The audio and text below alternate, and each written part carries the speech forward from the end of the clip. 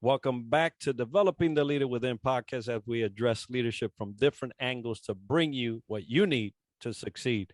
Today, I have with me Sejal Thakkar. Sejal is owner and chief civility officer of TrainXtra and chief culture officer at Nobody Studios.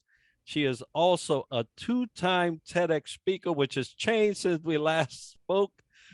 And also my twin in the West Coast. There's something that you'll hear about later. If you go to our live, you'll see a little bit about that as well. Sejal, thank you and welcome to the show. Oh my God, thank you so much for having me back. I'm so excited to have this wonderful conversation. Always great to see you. Same here. And last time we spoke for an hour, we were chatting before the show. This time, we want to concentrate on leaders because I know that there's a lot that has changed in civility and culture in the last 2 years since we spoke alone, which is over about a year. But before we get into that conversation, tell us a little bit about you. So as you know, I have an employment law background. I was a defense attorney for a number of years. I did that until my son was born and decided that I wanted to be at home with him. So I've been sort of dabbling in my own business for a while, went back to work, and then finally found my sweet spot of really focusing in on helping creating better workplaces. As an attorney, I just saw so much happening in the workplace that I'm like, we can do better to help create better workplaces proactively. So Enrique, that's what I'm doing right now, is just focusing in on working with companies all over the globe now with how do we do this, how do we help create better leaders and better companies rather than waiting for the lawsuit to come when nobody really wins at that point. So that's a little bit about what I'm doing, and I'm sure we'll talk about more as we get going here. Absolutely. And hindsight is not the place you want to be at when you're talking about legal and anything like that. So Sejal, we have spoken on and off. We supported each other on LinkedIn. I love what you're doing with Nobody Studios, but we all seek and search for what we want to do in life.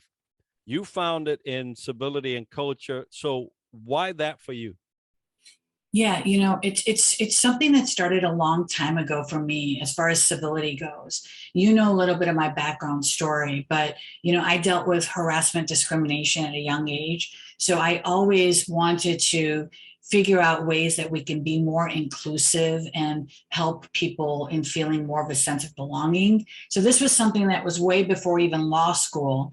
But once I got into law school, I realized that employment law is the area where it kind of fell into my lap. But once I started doing employment law, I realized that this is a small enough universe for me to be able to make a difference in, right? So I would love to work and change the entire world, which I'm trying to do in some ways, but at least in the employment law context, I knew the law. This is where an area I could focus in on. So I started doing that work, and I realized that people just aren't educated and there's a huge lack of awareness. So that sort of found its way into the whole culture piece, right? So civility and culture are so intertwined that it just became a natural sort of progression after my law career, focusing just on employment law. So it just kind of opened up really nicely in my career. And that you mentioned, things falling into your lap, but you found that in this particular realm, you could actually make a difference. A lot of people are looking for that. Some, go different ways.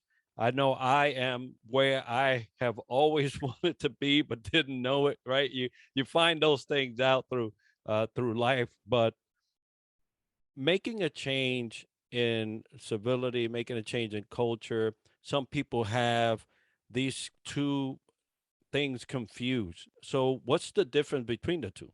Sure, great question. Culture really is based on the people that are within the organizations, right? It's based off of their actions, whether directly or indirectly. What the employees in the organization do, say, believe is going to impact the culture of the company. Whereas civility is really a subset of that, looking at those behaviors to say, what is acceptable behavior within our organization, within our culture, and what is not acceptable within our culture. And this is where, I really found that there were a lot of gaps. So companies were talking about how they wanted to create these amazing cultures, and they were talking about, here's what we're doing to create, a diversity inclusion culture. But there was this piece of civility where I felt like they weren't doing it early enough. So a lot of organizations were waiting till a complaint was filed or a lawsuit before they dealt with these uncivil behaviors. And so when I talk about uncivil behaviors, it's everything. It's not just your illegal behavior, right? It's talking about unprofessional behavior, your rude behaviors, your abusive conduct, bullying. And so really focusing in on not just your culture, but where are we putting the resources and money behind making sure we have a civil culture, right? And so that's really where I decided to focus my workshops on, is how do we create civility at work? Culture has a lot more pieces that go into it. Like, you need to look at diversity, you need to look at inclusion, you need to look at belonging. So culture is just the overall umbrella, and civility is just a slice of that. And a very important slice, because, through civil or uncivil type actions, you could really derail the trajectory, the longevity of a company right from inside. You don't even have to have external influences in this regard to truly impact your organization in a negative way. Now, a lot has changed since we spoke last. We were about maybe 7, 8 months into the pandemic. People were just starting to unravel and go into, working from home. And we were just chatting about, hey, the uncertainty of it all. And out of all the things that have changed, what have you seen improve in civility and culture with companies during the last 2 years? I've been working with companies my whole career and working with leadership specifically. And I'll tell you, I have seen some really positive changes since we've spoken, even, but just specifically in the last couple of years, seeing some really good stuff, really just leadership finally understanding that they need to address bias within their organizations, which has a huge impact on culture, huge impact on civility. So I'm doing a lot more unconscious bias facilitations and trainings and conversations with companies than I ever did before, which is huge, because you have to address those in-group, out-group dynamics that exist in every organization.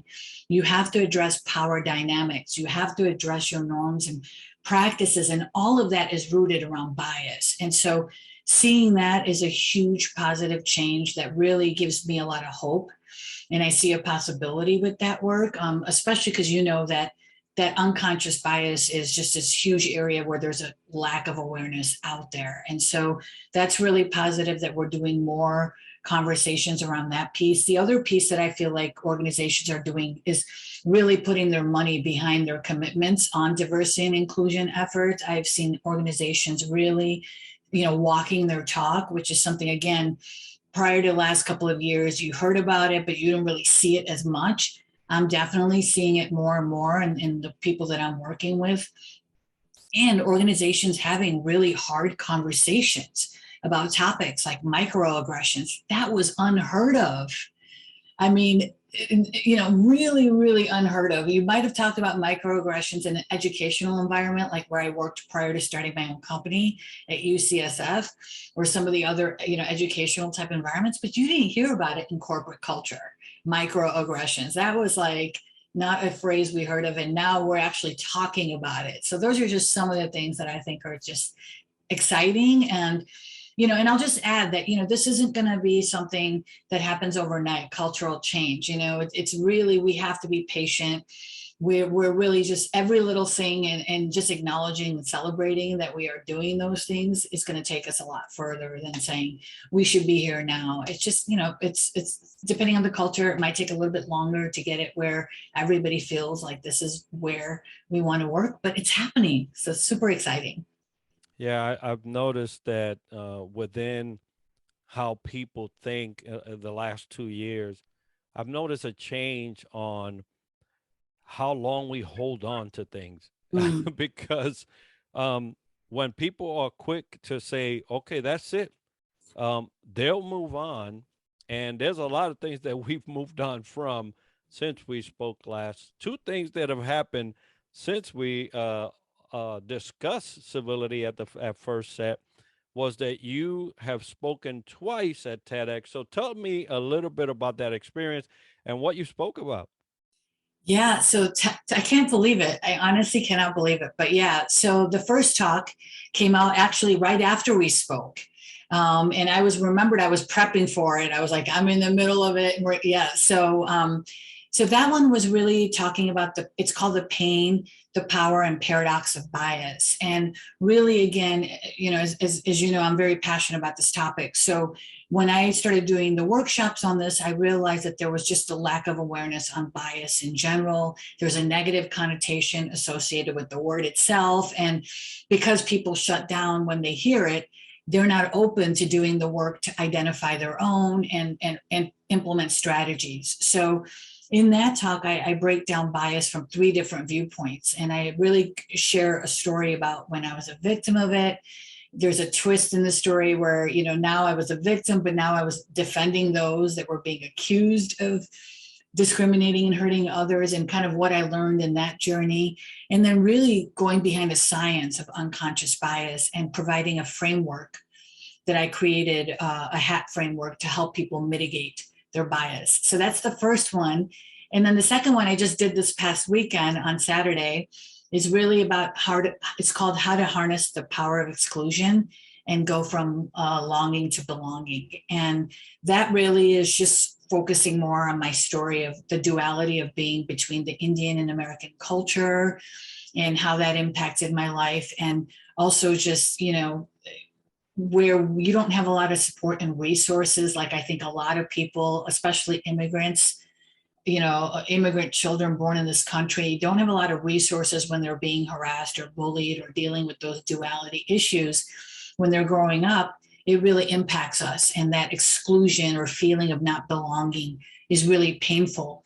So how can we take those painful experiences and turn them into our power to really figure out that, at the end of the day, you have to find a sense of belonging inside of you and then look for it outside. And so I've created a new power framework that I share with people in that talk about how they can go about doing that.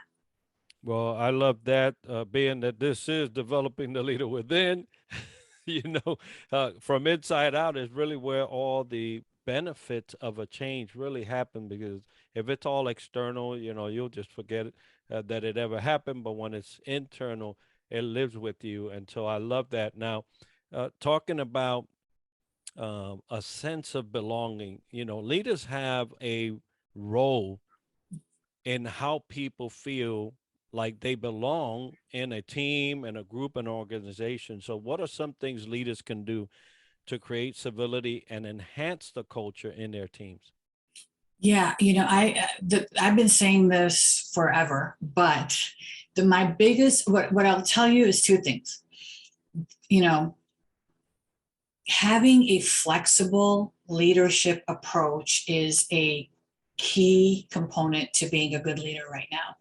We've our whole lives, I feel like it's been the other way around. It's like we need to conform, we need to change our actions to match the leader's style.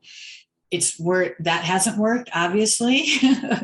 But that's why we have the Great Resignation. But it has to be the other way around. So the best thing leaders can do is really have a situational approach with each employee. If you want your employee to belong, you have to get to know that employee as their unique self and tailor your approach, your leadership style to help support that employee. So that's number one. Number two, as far as, the civility thing, I say in all of the years that I've been practicing law, right? This is the biggest lesson I can share with every leader on the planet, right? Is the best defense to lawsuits is to try to prevent them from happening in the first place, right? So rather than being reactive, look at how you can be proactive in identifying issues that are happening in your organization and creating psychological safety so that your team feels comfortable coming to you with whatever issues they're having, rather than go blast it on LinkedIn or Facebook or file a lawsuit, right?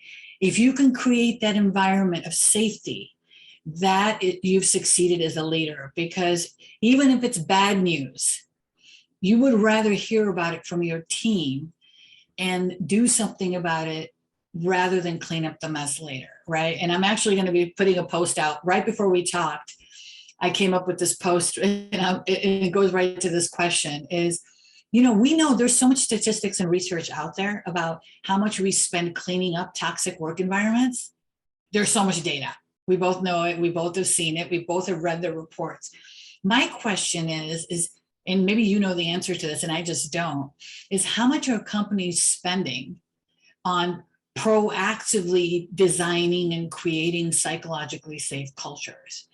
I don't know the answer to that. Maybe you do, but my guess is it's a lot less than they're spending on cleaning up toxic work environments. Like, that's just my guess. I don't know. Maybe you can let me know if you know of the study on that or the research. I would love to get my hands on that data. So. Well, you and I both will be looking for it, but as a practitioner of leadership development in companies, what I see is that they don't put their money into things proactively. It's Yes. always hindsight. And I mentioned this earlier, right? Hindsight is not the position you want to be in when you talk about legal, Right. because it's too late.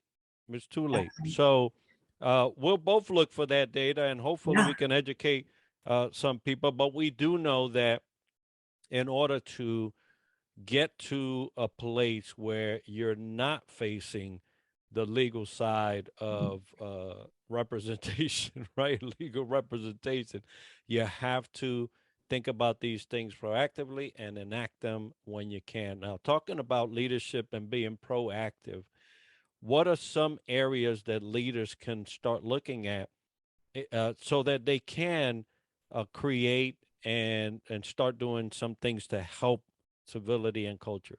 Yeah, I mean, I think the biggest tool is feedback. Get feedback from your teams, right? And do it regularly, not just your once a year, like, here's our attempt at trying to figure out what's going on, right? This has to be a regular thing where you're constantly asking for feedback on your processes, on your procedures, meetings. How can we improve our interactions with each other? But getting that feedback from your employees is super important, because every culture is different, because the people within that company are different. And so to create a plan, you have to know what you're working with, and you have to get to the root cause of issues, right? So for example, when an employee files a complaint and you do an investigation, right? Instead of just looking for legal compliance on whether you've checked all the boxes and you've completed the investigation, look deeper than that to figure out, wait, is there a pattern of this type of behavior that's happening, rather than just checking a box and getting it off your desk. So looking at getting to the root cause of the issue rather than putting band-aids is a huge thing to go at it from a proactive perspective. Get the feedback from your employees. Training, huge area, especially with middle managers. And again, maybe you're seeing this in the work that you're doing too, but I'm seeing middle managers struggling right now. They don't feel adequately prepared to deal with all of the issues we're dealing with. Virtual work. How do you build psychologically safety when you're not working together, when you're not seeing each other?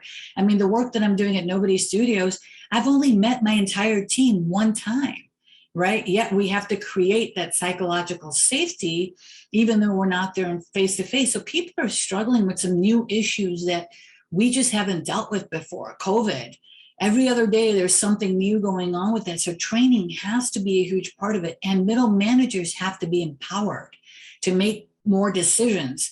We can't be just, like, look, issue escalation cannot be the culture. It has to be issue resolution. So training your middle managers on how do we resolve issues, not just punt them to HR or to legal, right? That should be the last thing.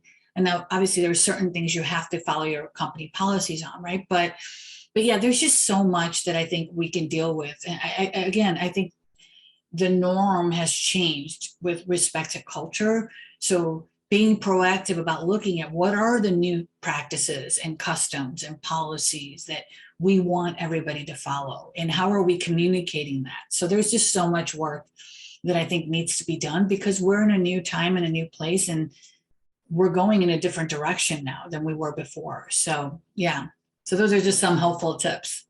Oh, outstanding. And I tell you, folks, that if you are in leadership right now and you're struggling to find, and make ends meet in terms of these two topics we've been talking about, and Sage is the person you want to talk to, get some training, external training. Now, TrainXtra is probably jumping at the bit trying to get to educate some companies, and there are people out there that are educated, that are experienced, and can train your teams. All you have to do is reach out. So, talking about that, Sejal, how can they get a hold of you if they want that type of training? Sure, yeah. So you can, if you're on LinkedIn, connect with me on LinkedIn, follow me on LinkedIn. As you know, I am always putting out resources that deal with culture, civility, unconscious bias, leadership. I'm always looking for good information, because frankly, there isn't that much. And especially on social media, you just don't know what you should believe. So I go out of my way to find resources that are actually helpful and positive in creating better workplaces. So LinkedIn, and then my website, trainextra.com. There's no E in the extra. I have all of my courses that I offer. I do everything now virtually, so I can train anywhere in the world. So that, so that's a great way to get a hold of me. And again, happy to share resources on this topic as well. So if you're just looking for some books or information, I'm happy to guide you in the right direction. So don't hesitate to reach out. Outstanding. Folks, I'm going to have that information as part of the show notes and the video so you can get a hold of Sejal and TrainXtra. Sejal, it's been so good to have this time to speak to you, catch up. So proud of you, what you've been doing at the TEDx. I know that I'm in a pipeline sometime down the road, and I'll be excited for that, and then we can share that. But folks, if you've enjoyed this episode and learned something interesting about the topic covered today, make sure to subscribe and let us know by leaving a comment on YouTube, LinkedIn, Instagram, Twitter, or wherever you can right now. We're always looking for new ideas and guests to add to our show. So if you know someone or have a topic that you would like for us to feature on the podcast, we'd love to hear about it by emailing us at triadleadershipsolutions@gmail.com. And be sure to tune in next week for another episode where we dissect leadership from another angle. And as we love to end the show, success to you.